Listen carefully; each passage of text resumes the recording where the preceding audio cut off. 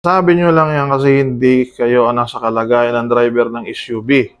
Kung ikaw ang nasa kalagayan niya, ikaw ba naman pagtulungan? Okay guys, babasa muna tayo ng inbox. Maraming mga comment-comment yung ating mga kababayan tungkol sa pangyayari sa SUV na naman. So ito, ano nga ba ang gagawin ni Coach Jay sa mga ganitong pangyayari? Ano ba yung... Pag halimbawa sa akin nangyari yung ganyang may baril ako, nagdadrive ako ng SUV, kasama ko pamilya ko, may humahabol sa akin dalawang motor, inaaway ako. Ano ba yung gagawin ko? At ano rin yung pwede nyong gawin? Kaya i-share ko ito sa inyo. So manood po kayo. Maraming salamat. Tapusin po natin ang video.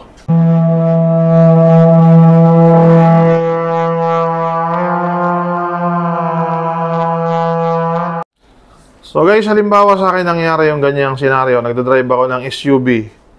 Medyo mabilis yung takbo at hinahabol ako ng dalawang motor. Na-corner ako, meron akong daladalang baril. May bitbit akong baril kahit gun ban. Kasama ko yung pamilya ko. So ano ba yung dapat nating gawin?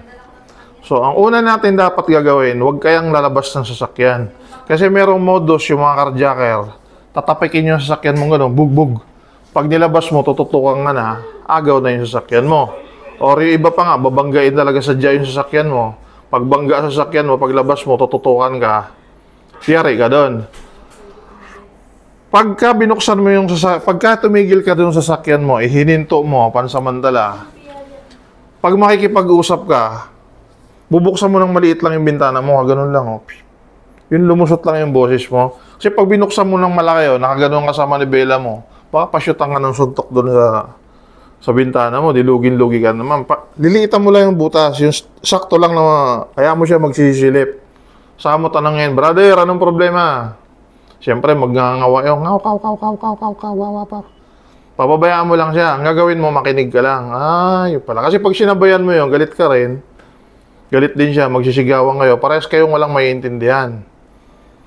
Kaya ang gagawin mo, tumahimik ka lang muna, makinig ka. Ganun pala, ganun pala. So yun sa pangyayaring yun, wala namang nabangga, wala namang kasong prostrated vehicular accident or attempted vehicular accident, wala namang ganon. Ang kailangan muna, magkaroon muna ng contact, babangga muna yung sasakyan, o doon ka mamimili.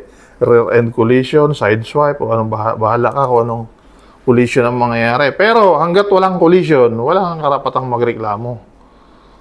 Walang yung reckless driving, pwede kang matikita ng reckless driving kung may initial may initial violation na kayong dalawa o na semplang, nagkasagyan, yun, doon ka na mga reckless driving.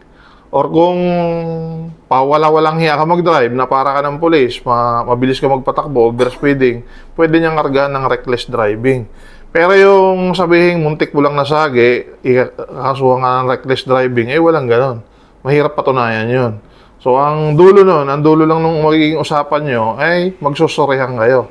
Ay, pasensya na, brother. Ngayon, kung ayaw mo mag-sorry, ayaw niya tanggapin sorry mo, worst come to worst, ika nga, sabi, nagsimula na siyang basag-basagin yung mga bintana mo. May baril ka. Hindi mo pa rin siya pwedeng basta barilin. Pahihintuin mo muna siya, wawarningan mo. Ihinto mo yan. Magpulis-pulisan ka na ang gusto mo. O mag-army-armihan ka ang gusto mo.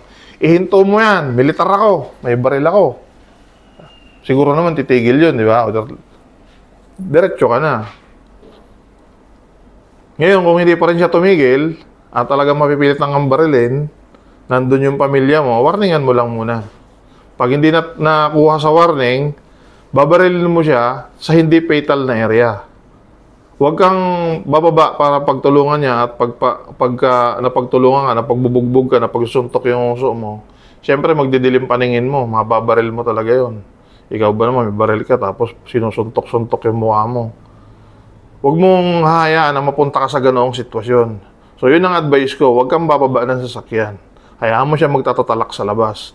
Pag nagsimula siyang manira ng gamit, okay, self-defense established. Ihinto mo yan.